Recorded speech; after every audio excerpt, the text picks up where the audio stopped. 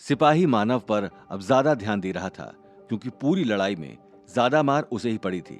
साथ में सिपाही को इस बात का डर भी था कि अगर मानव को कुछ हो गया तो वो राजधानी जाकर अपने सीनियर्स को क्या जवाब देगा। सिपाही ने डांटकर सारे लोगों को किनारे किया और मानव के घावों को साफ कर दिया।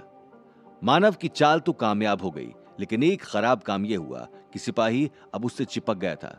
मानव सिपाही से जान छुड़ाना चाहता था, लेकिन वो राजधानी पहुंचने तक भी कामयाब नहीं हो पाया। फिर वो लड़की मानव के पास बात करने के लिए दोबारा नहीं आई। 3 दिन के सफर के बाद आखिरकार वो दिन आ गया जब राजधानी की बाहरी दीवार सबके सामने थी। मानव ने ऊपर देखा तो दीवार इतनी ऊंची थी जैसे आसमान को छू रही हो। सिपाही सारे योद्धाओं को संबोधित करते हुए बोला, यह है आप लोगों की राजधानी द्वारिकापुरम। कल आप लोगों की प्रतियोगिता यहीं पर होनी है। फिर अपने दाएं तरफ उंगली दिखाते हुए बोला, वो जो सबसे ऊंची वाली चोटी नजर आ रही है, सफेद वाली, वो है ऋषियों की जगह। वो लोग वहीं रहते हैं और वहीं साधना करते हैं। मानव ने इतनी दूर की चोटी को देखा तो चौंकते हुए बोला, अगर ऋषि लोग इतनी दूर रहते हैं तो फिर मुसीबत के वक्त तो राजमहल का साथ देने भी नहीं आ सकते हैं। सिपाही ऐसे मुस्कुराया कि उसकी मुस्कान में घमंड की झलक साफ दिख रही थी। वो मानव की ओर देखते हुए बोला, ऋषियों के लिए जगह की कोई दिक्कत नहीं होती है। इनके पास साधना की शक्ति होती है। ये कहीं भी आ जा सकते हैं, वो भी बहुत ही तेज स्पीड से। फिर सिपाही अपने बाईं ओर इशारा करते हुए बोला, तुम लोग वो आसमान को चूमते हुए घर देख रहे हो, वो जगह योद्धाओं के लिए है। जिसका रैंक जितना ऊंचा, उसका मकान उतना ऊंचा। कल की प्रतियोगिता के बाद निश्चय होगा कि तुम में से कितने लोग ऋषि बनकर जादू, शक्तियां और पावर्स पाएंगे, कितने लोग योद्धा बनकर अपनी रैंक बढ़ाएंगे और कितने लोग बस खाली हाथ वापस लौट जाएंगे। लड़की ने सिपाही की ओर देखा और बोली, तो आज हमें क्या करना है? सिपाही ने सामने की ओर इशारा किया और बोला, वो है आप लोगों के रुकने की जगह। आप लोग वहीं आराम करें। शाम तक अलग दिशाओं से आने वाले बाकी योद्धा भी आ जाएंगे। मानव का पहला दिन बस इसी चिंता में बीत गया कि अगर मानव को वो ऋषि ना मिले जिनसे अमरीश जी ने बात की थी तो वो पकड़ जाएगा, और फिर जो होगा वो मानव सोच भी नहीं सकता था। राजमहल किसी दुल्हन की तरह सज चुका था। राजमहल का एक कोना टूटा फूटा हुआ था, लेकिन राजा प्रद्योत ने उसे ठीक करने से मना कर दिया था। अश्वदल और नागदल का दिया हुआ यह निशान प्रद्योत के लिए खुले जख्मों की तरह था, जिसे वो भरने नहीं देना चाहते थे। मानव अंदर पहुंचा तो सामने की ओर देखकर चौंक गया। राजा का सिंहासन 1008 सीढ़ियों के ऊपर बनाया गया था, लेकिन बनाने वाले की कलाकारी इतनी अद्भुत थी कि प्रद्योत की आकृति छोटी की बजाय बड़ी ही नजर आ रही थी। मानव ने प्रद्योत के बगल में बैठे लोगों को देखा तो उनकी आकृति प्रद्योत से छोटी नजर आ रही थी। मानव समझ गया कि यह पूरा खेल उस पत्थर का है जिस पर ये लोग बैठे हुए हैं। मानव ने प्रद्योत के बगल में बैठे हुए आदमी को देखा। उसकी सफेद दाढ़ी उसके पेट तक लटकी हुई थी और सिर की जटा हाथ भर ऊपर उठी हुई थी। मानव समझ गया कि जरूर ये कुलगुरु हैं, जिनका काम राज्य का कार्यभार देखना है। मानव ने ऋषि की तरफ देखा तो वो मानव को ही घूर रहे थे। मानव तुरंत ही सकपका गया और उसने अपनी नजर फेर ली। तभी दरबान ने एक बड़ा सा घंटा बजाया और सारे योद्धा सावधान हो गए। मानव डरा हुआ था कि वो ऋषि जिसे मानव ढूंढ रहा था अभी तक मानव को नहीं मिले थे। तभी एक ऋषि ने सभा की ओर देखा और गले में पहने हुए पत्थर की माला का एक टुकड़ा पकड़ा और ऊंची आवाज में बोलना चालू कर दिया। मानव को यकीन नहीं हो रहा था कि इतनी तेज आवाज इस पत्थर में से आ रही है। मानव ने गौर से पत्थर को देखा तो उसे लगा उसने कहीं तो ऐसे पत्थर को देखा है, लेकिन उस मौके पर याद नहीं कर पा रहा था कि कहां देखा है। तभी ऋषि बोले, आप सभी योद्धाओं का यहां पर स्वागत है। नियम आप सब लोगों को बता दिया गया होगा। अब जैसा आपसे कहा जाए वैसा करते जाइए और सभा में शांति बनाए रखें। इतना कहकर एक के बाद एक 4 और ऋषि उठकर खड़े हो गए। सबने धनुष उठाया और उस पर तीर चढ़ाते हुए डोरी खींचकर 5 अलग अलग खंबे पर तीर चला दिया। तीर जैसे ही खंबे से टकराया, मशाल जल उठी, जिसका मतलब था कि प्रतियोगिता चालू की जाए। उनके बाद के सारे तीर पानी, वायु, आकाश और धरती के लिए थे। प्रतियोगिता शुरू होते ही मानव धीरे से सरक कर किनारे आ गया। मानव चाहता था कि उसका नंबर सबसे अंत में आए। सामने खड़ा एक योद्धा चिल्लाते हुए बोला, आप सब लोगों के सामने एक एक पत्थर रखा होगा। आप सब उस पत्थर को उठाइए और अपने सीने से लगाकर इस मशाल में फेंक दीजिए। सभी योद्धा ने एक के बाद एक पत्थर को मशाल के अंदर डाल दिया। तभी कुलगुरु उठकर खड़े हुए और उन्होंने एक तीर मशाल के ऊपर चला दिया। खंभे की मशाल जोर जोर से हिलने लगी। आधे से ज्यादा योद्धा डरे हुए थे।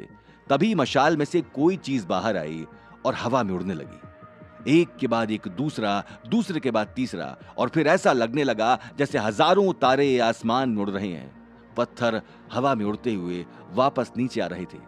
सभी प्रतियोगी योद्धाओं ने कहे के अनुसार पत्थर को उठा लिया। तभी सामने खड़ा योद्धा चिल्लाते हुए बोला, अब आप लोगों को अपनी शक्ति का पता चल चुका होगा। जिनका पत्थर नीला है उनको आकाश की शक्ति की प्रैक्टिस करनी है। जिनका पत्थर भीगा हुआ हो वो जल, जिनका पत्थर एकदम हल्का लग रहा हो वो वायु, जिनका पत्थर सपाट हो गया हो वो धरती, और जिनका पत्थर आग जैसा लाल हो चुका हो वो अग्नि की प्रैक्टिस करेंगे। मानव ने हाथ खोलकर देखा तो उसके हाथ का पत्थर लाल था। वहां पर मौजूद सभी प्रतियोगी अपने अपने मूल तत्व के हिसाब से जाकर अलग अलग खंभों के आगे खड़े हो गए। मानव लगातार प्रद्योत और कुलगुरु की ओर देख रहा था। जैसे जैसे कार्यक्रम आगे बढ़ रहा था, मानव के माथे से पसीना छूट रहा था। मानव को बस इसी बात का डर था कि किसी भी वक्त उसकी पोल खुल सकती है। मानव अब तक उस आदमी को ढूंढ नहीं पाया था जिसका जिक्र अमरीश जी ने किया था। मानव ने मशाल के पास खड़े ऋषियों की ओर देखा तो पहचानने की कोशिश करने लगा कि शायद इनमें से ही कोई आदमी हो जो मानव की मदद करने वाला हो।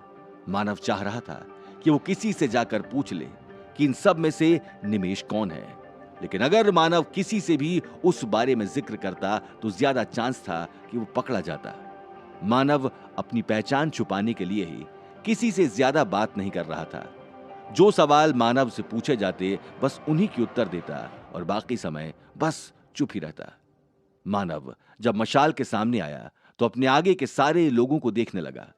मानव ने अपनी दाहिनी ओर झुककर सबसे आगे खड़े लड़के की ओर देखा तो एक ऋषि उसका हाथ पकड़कर अपनी आंखें बंद करके कुछ देख रहे थे। मानव ने थोड़ा गौर से देखा तो उसे समझ में आया कि ऋषि उस लड़के के अंदर की एनर्जी को बाहर निकालकर उसकी सारी जानकारी इकट्ठी कर रहे हैं। मानव ने जब ऋषि को उसके हाथ से एनर्जी को बाहर निकालते देखा तो सिट्टी पिट्टी गुम हो गई। मानव को अब खतरा एकदम साफ नजर आ रहा था। धीरे धीरे बाकी सारे योद्धा आगे निकलते जा रहे थे और अब मानव का नंबर आ चुका था। सामने खड़े ऋषि ने मानव की आंखों में गौर से देखा तो उसकी आंखें कुछ जानी पहचानी नजर आईं। ऋषि ने मानव से पूछा, तुम्हारा नाम क्या है? मानव सक पकाते हुए बोला, चिरंजीव, चिरंजीव, मेरा नाम चिरंजीव है। ऋषि मानव को टोकते हुए बोले, भला कोई अपना नाम बताने में भी इतना अटकता है? मानव तुरंत अपने मुंह को छूते हुए बोला, मुझे रास्ते में चोट लग गई थी इसलिए मुझे बोलने में दिक्कत हो रही है। ऋषि ने मानव के सूजे हुए मुंह को देखा तो बोले, ये तुम्हारे अकेले की प्रॉब्लम नहीं है, तुम्हारे साथ आए हुए सभी लोगों के मुंह चोट से भरे हुए हैं। न जाने क्यों तुम लोगों को अपनी ताकत उल्टी सीधी जगहों पर दिखाना होता है। ऋषि ने मानव का हाथ पकड़ा और पूछा, तुम्हारा पता क्या है? मानव ने तुरंत जवाब दिया, मैं गरुड़ धाम से आया हूं। ऋषि ने मानव का हाथ अपने हाथ में पकड़ा और आंखें बंद करके कुछ सोचने लगा। बदले में मानव ने भी अपनी आंखें बंद करनी और एनर्जी को कंट्रोल करने लगा। लेकिन ऋषि की एनर्जी इतनी ज्यादा थी कि मानव अपनी एनर्जी को बाहर जाने देने से रोक नहीं पा रहा था। मानव और जोर लगाना चाहता था, लेकिन उसे इस बात का भी डर था कि अगर उसने ज्यादा कोशिश की तो ऋषि उसकी हरकत जान जाएंगे। मानव ने आंखें खोल दी।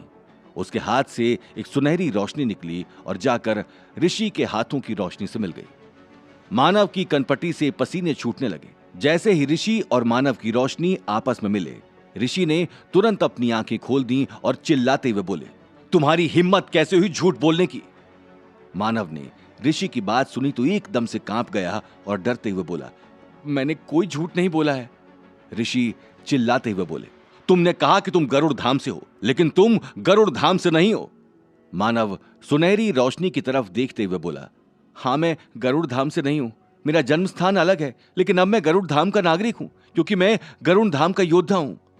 और मानव ने अपने सीने पर लगे बैज की ओर इशारा किया। तभी एक योद्धा भागते हुए कुलगुरु के पास गया। मानव ने पीछे मुड़कर देखा तो वो योद्धा 1000 सीढ़ियों को मात्र 4-5 कदम में ही पार करके कुलगुरु के पास पहुंच गया। योद्धा ने मानव की ओर देखकर कुलगुरु से कुछ कहा और कुलगुरु अपने माथे को सिकोड़ते हुए योद्धा को कुछ जवाब दे रहे थे। मानव को कुछ समझ में नहीं आ रहा था कि अगले ही पल उसके साथ क्या होने वाला है। तभी योद्धा ने ऋषि की ओर देखकर अपना दाहिना हाथ ऊपर उठाया, जिसका मतलब था कि मानव सच कह रहा है और उसकी बात मान ली जाए। ऋषि ने मानव की आंखों में फिर से देखा और बोले, मुझे तुम्हारा खून समझ में नहीं आ रहा है, तुम योद्धा नहीं बन सकते हो। इतना कहकर उन्होंने मानव को आगे भेज दिया। अब मानव के पास दूसरा चांस था कि वो ऋषि बनने के लिए ट्राई करे। अमरीश जी ने बताया था कि ऋषि केवल वो लोग बन सकते हैं जिनके अंदर राजघराने का खून होता है, क्योंकि राजघराने के खून के बिना कोई भी आदमी उस तकनीक की साधना नहीं कर सकता है। और इस वक्त गरुड़ दल में केवल 8 ही ऋषि थे। मानव आगे जाकर एक योद्धा के पास खड़ा हो गया, जो सबके हाथों में सुई चुभ हो रहा था और अग्नि के ऊपर खून गिरा रहा था। जब खून अग्नि में गिरता तो नीली रोशनी निकलती, जिसका मतलब था कि ये आदमी ऋषि बनने के काबिल नहीं है। एक एक करके सारे आदमी छंटते जा रहे थे। किसी के भी अंदर शुद्ध राजघराने का खून नहीं था। मानव जब अग्नि के पास पहुंचा तो उसने झुककर अग्निदेव को प्रणाम किया और अपना हाथ योद्धा के सामने बढ़ा दिया। योद्धा ने मानव के हाथों को देखा तो उसकी रेखाओं को पढ़ने की कोशिश करने लगा, लेकिन मानव ने झटके से अपना हाथ उसके हाथ से छुड़ा लिया और बोला, जो काम आपको करने के लिए कहा गया है, आप सिर्फ वही काम करें। योद्धा ने मानव को घूर कर देखा, लेकिन वो एक नीचे रैंक का योद्धा था, इसलिए मानव को कुछ नहीं कह सकता था। उसने मानव के हाथ में सुई चुभोई और मानव का 2 बूंद खून अग्नि के ऊपर गिरा दिया। मानव को डर था कि कहीं अग्नि में से लाल रोशनी ना निकल जाए, लेकिन एक बार और नीली रोशनी ही निकली। मानव के दोनों सपने टूट चुके थे। अब न वो योद्धा बन सकता था और न ऋषि। उसे वापस गरुड़ धाम जाना था। तभी पीछे से काफी शोर शराबे की आवाज आने लगी। मानव ने पलट कर देखा तो लड़कियों की लाइन में से काफी आवाज आ रही थी। मानव ने अपने बगल के लड़के से माजरा पूछा तो लड़का बोला, लड़कियों के ग्रुप में से कोई राजघराने के खून वाला मिल गया है, उसकी अग्नि की रोशनी लाल आई है। मानव ने तुरंत ही प्रद्योत के चेहरे की ओर देखा तो दुख एकदम साफ दिखाई दे रहा था। क्यों दुखी थे राजा प्रद्योत? क्या मानव का ऋषि और योद्धा बनने का सपना हो जाएगा चकनाचूर? क्यों ऋषि नहीं समझ पाया मानव के खून को? कौन है ये लड़की जिसके अंदर है राजघराने का खून? जानने के लिए सुनते रहिए पक्षीराज, ओनली ऑन पॉकेट FM।